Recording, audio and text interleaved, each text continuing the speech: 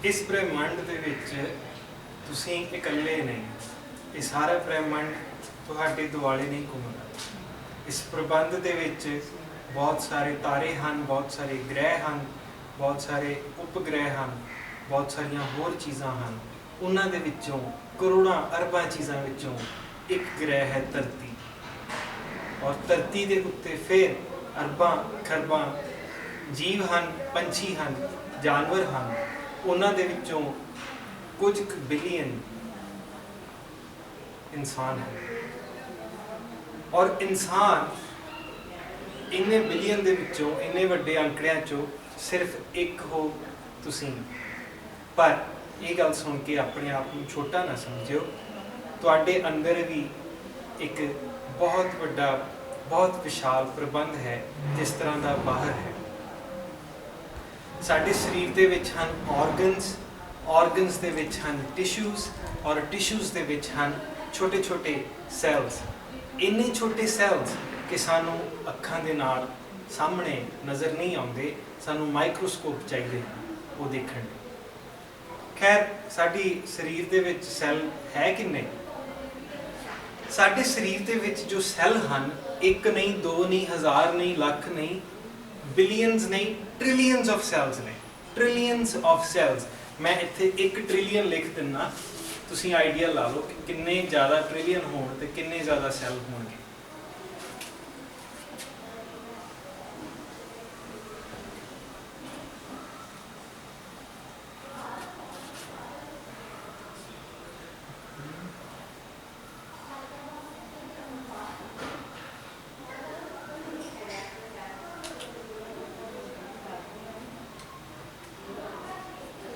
ये है 1 ट्रिलियन, और साडे शरीर दे विच, तुहाडे शरीर दे विच कई ट्रिलियन सैल्स हैं, और ये वो सैल्स हैं जो एक बिल्डिंग दियां इट्टां वांगर हैं। ये सारे जुड़ जाते हैं तो जीव बन जाते हैं। यानी जिस तरह बिल्डिंग इट्टां तो बनती है, उन्हां दा building block, basic structure, basic cheese it है, उस तरह इंसानां दा बेसिक चीज़, बेसिक स्ट्रक्चर सैल हुंदा है। अज असीं स्टडी करांगे सैल्स के बारे। सैल्स बहुत तरह के होंगे हैं, असीं पंछी झात मारांगे, उपरों उपरों ओवरव्यू लवांगे। There are 2 types of cells mainly, one is the plant cells and the second is animal cells. हुण नाम तो पता हो, क्लियर हो गया हो कि plant cells are found in plants and animal cells are found in animals. Before I go further, I want to tell you कि जिहड़े साडे इंसान हैं उन्हां दे विच ट्रिलियंस ऑफ सैल्स हैं, जानवर हैं उन्हां विच ट्रिलियंस ऑफ सैल्स ने, पंछी हैं उन्हां विच बिलियंस ऑफ सैल्स ने। पर कुदरत ने कुछ जीव ऐसे भी बनाए जिन्हां दे विच सिर्फ एक सैल हुंदा है। उन्हां नूं कहा जाता है यूनीसैलुलर। यूनी मीनस एक, यूनीसैलुलर ऑर्गेनिजम्स, और जिन्हां दे विच एक तो ज़्यादा सैल हुंदे हैं उन्हां नूं कहा जाता है मल्टी सैलुलर ऑर्गेनिजम्स। मीनस वो ऑर्गेनिजम जिन्हां दे विच बहुत सारे सैल्स होंगे हैं।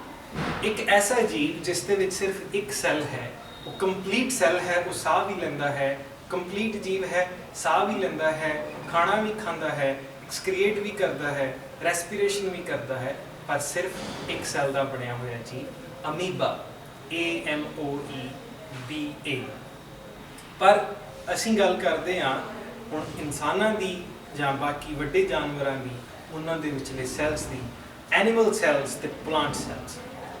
हुण जिहड़े सैल ने, इत्थे आपां डायग्राम दे विच 2 सैल्स बनाए ने, इधर एनिमल सैल है, इधर प्लांट सैल है।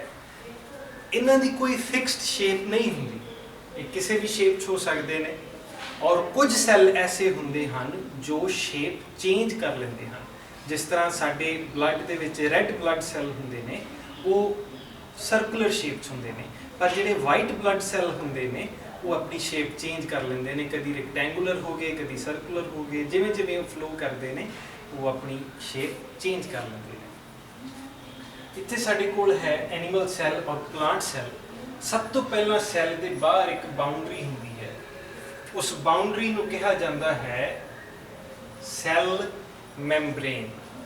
सैल मैंब्रेन ये सैल की बाहर वाली बाउंड्री होंगी है। ਜਿਹੜੇ ਪਲਾਂਟ ਸੈਲਸ ਹੁੰਦੇ ਨੇ ਇਹਨਾਂ ਦੇ ਵਿੱਚ ਦੋ ਬਾਉਂਡਰੀਜ਼ ਹੁੰਦੀਆਂ ਨੇ।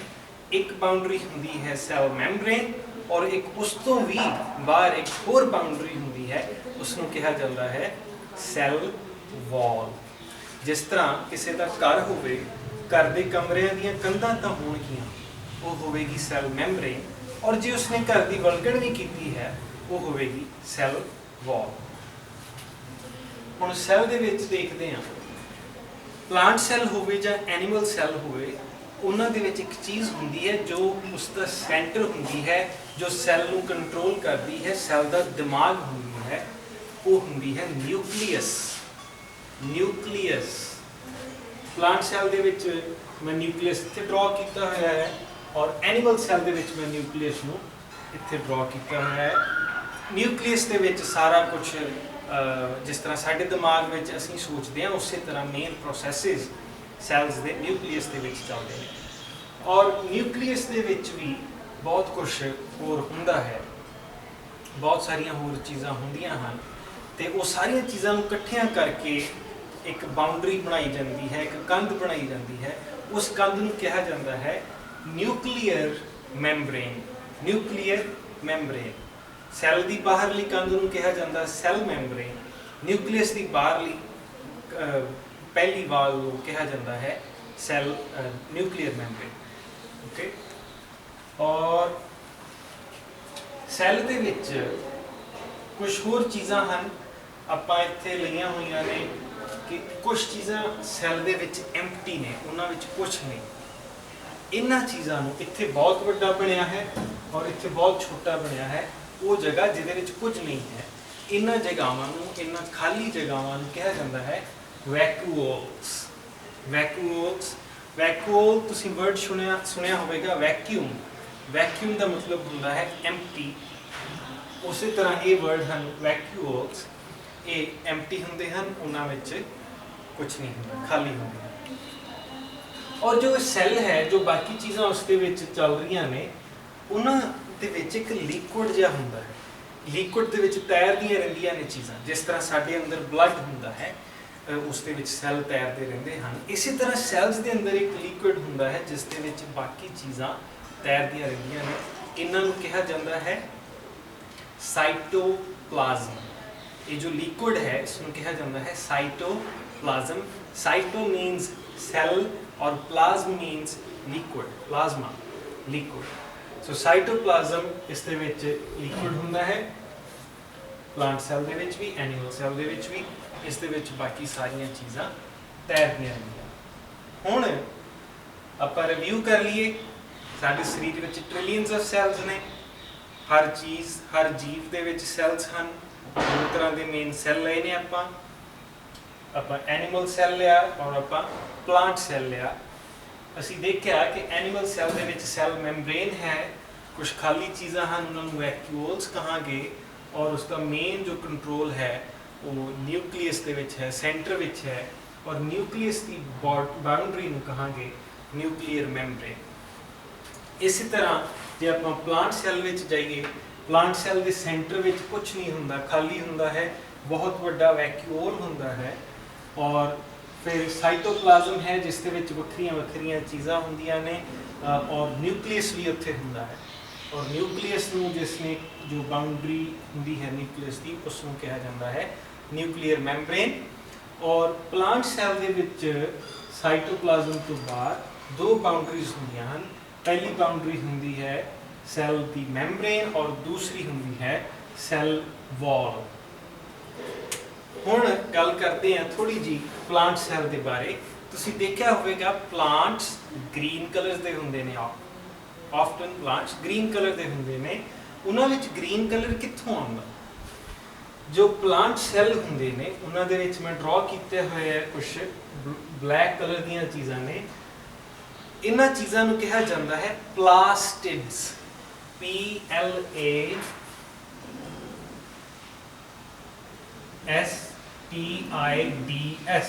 प्लास्टिड्स वो चीज़ां ने जो साइटोप्लाज्म दे विच तैरदियां रहिंदियां ने। जो प्लांट सैल है उस दे विच एक प्लास्टिड है, उसका कलर हुंदा है ग्रीन। केड़ा कलर हुंदा है? ग्रीन और इस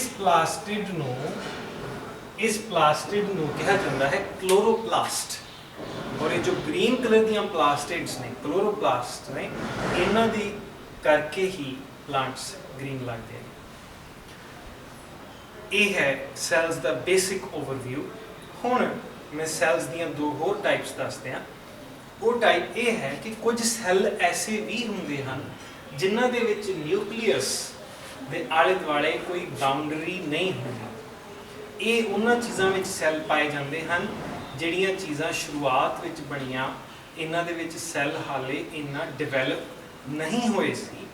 सो ਜਿਹੜੇ सैल जिन्हां दे विच न्यूक्लीअस दे आले दुआले मैंब्रेन ना होवे वो सैल्स नूं कहा जाता है प्रोकैरियोटिक सैल्स। ये सैल एलगी दे विच पानी दे विच बैक्टीरिया दे विच पाए जाते हैं। इन्हां नूं कहा जाता prokaryotic cells. Karyon means nucleus. Karyotic तो कैरियोटिक बनता है शब्द कैरियन तो। Karyon means nucleus and pro means primitive या अनडेवलप्ड या underdeveloped. On the other hand, there are some cells like the cells we studied here which do have a nucleus and their nucleus has a boundary। J nucleus की boundary है तो वो cells को कहा जाता है eukaryotic cells। eukaryotic cells। सो प्यारे बच्चों ये सी सैल की बेसिक इंटरव्यू। मैं उम्मीद करता हाँ कि हुण दा लैक्चर तुहानूं समझ आ गया होगा और आपां फिर अगे स्टडी करांगे।